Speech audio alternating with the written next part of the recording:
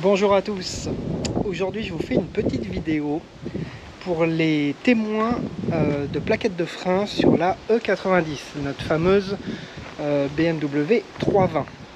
Donc moi c'est la 320D, mais à la limite on s'en fout complet du, du modèle. Ce qui se passe, c'est que à chaque fois que je mets la clé,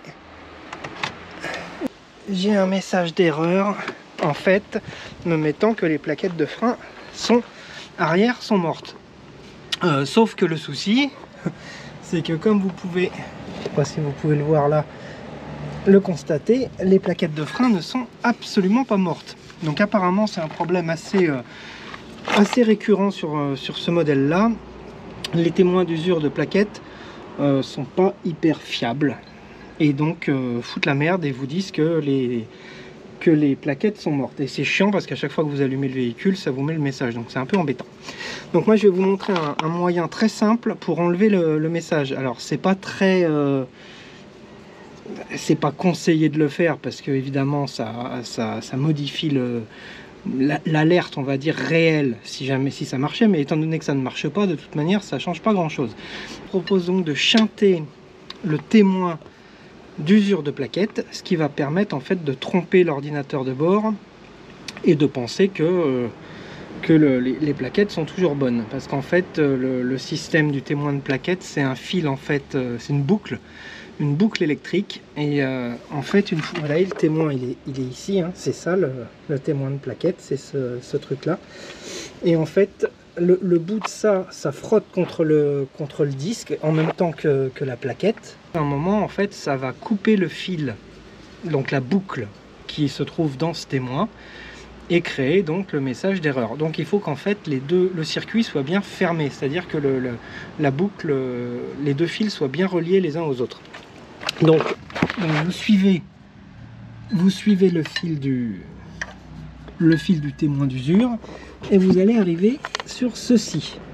Donc ça c'est l'ABS, on s'en occupe pas. Celui qui nous intéresse, c'est celui-ci. Donc pour shunter, vous allez couper le fil ici. Donc moi je l'ai déjà fait, hein. Vous mettez un coup de ciseau, tac, vous coupez le fil ici. Vous sortez le petit contacteur, vous l'enlevez. Et en fait le but du jeu, ça va être simplement de dénuder ces deux fils et de les assembler ensemble. Voilà. Alors, donc là, ils sont dénudés. Donc vous allez bien les dénuder, qu'il n'y ait pas de problème. Et vous allez, tac, voilà, vous aurez shunté votre contacteur. Voilà, une fois que ça c'est fait,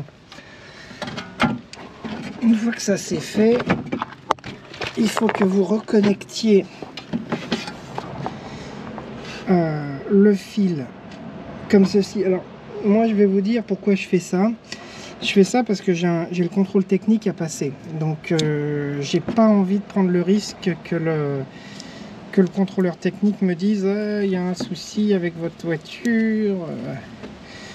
Vous, si vous n'avez pas le contrôle technique, vous n'êtes pas obligé de faire ça. Bon, faudra de toute manière quand même attacher le câble quelque part pour pas qu'il se balade. Si le fil se prend dans la roue, vous allez tout arracher et c'est pas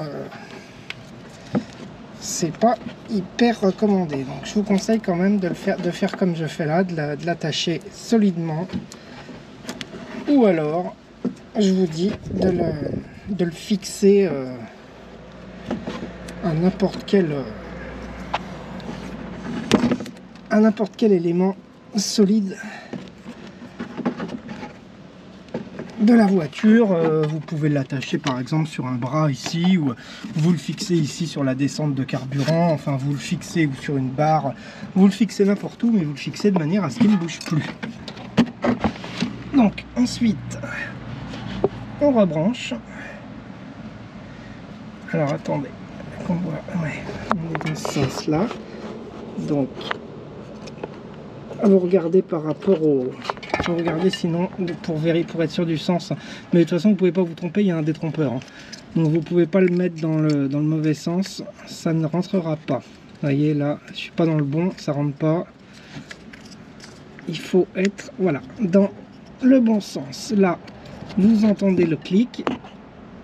Tac, voilà.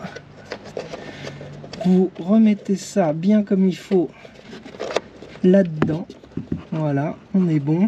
Donc moi j'ai fait le truc assez haut pour que justement ça se voit pas au niveau du...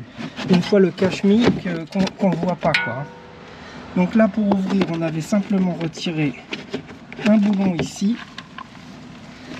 Et un ici. Que je vais vous montrer. Voilà, ici. Je sais pas si vous voyez bien. Voilà.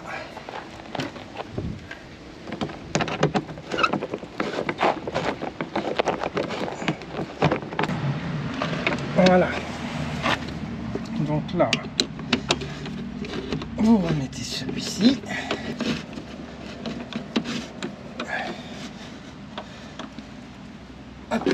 Vous remettez celui-ci. Voilà. Vous vérifiez bien que vos fils... normalement, là, il y a quelque chose pour les attacher. Là. Moi, il est parti. Il n'y est plus. Mais normalement, il y a un truc pour les attacher. Voilà. Vous remettez votre roue. Vous remettez votre roue. Et normalement, vous êtes bon. Vous n'avez plus qu'à allumer le contact. Alors, on va essayer. Mais de toute façon, ça ne vous montrera pas grand-chose. Vu que tout à l'heure, quand je l'ai...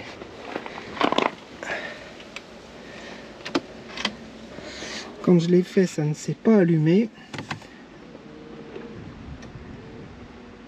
Voilà. Voilà. Mais vous voyez, il y avait quand même un petit triangle ici tout à l'heure. Là, il n'y a plus de triangle. Tout est bon. Et quand on éteint, il n'y a plus de... Il n'y a plus le fameux ting avec le voyant qui s'allume. Donc voilà.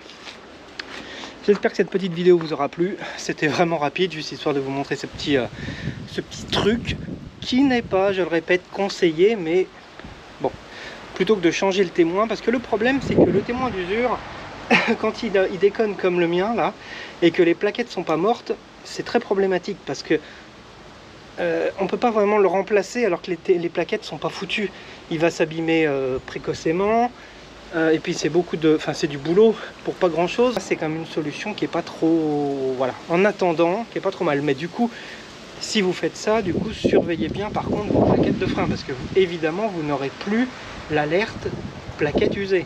C'est logique, vu que vous avez chanté le contacteur, vous ne serez plus prévenu en cas de plaquette usée. Donc attention, si vous faites ça, on surveille ces plaquettes pour ne pas prendre de risques. Voilà. Merci beaucoup de m'avoir suivi, abonnez-vous, mettez des likes, faites tout ce qu'il faut bien, je compte sur vous et merci encore de m'avoir suivi, bonne journée, salut à tous.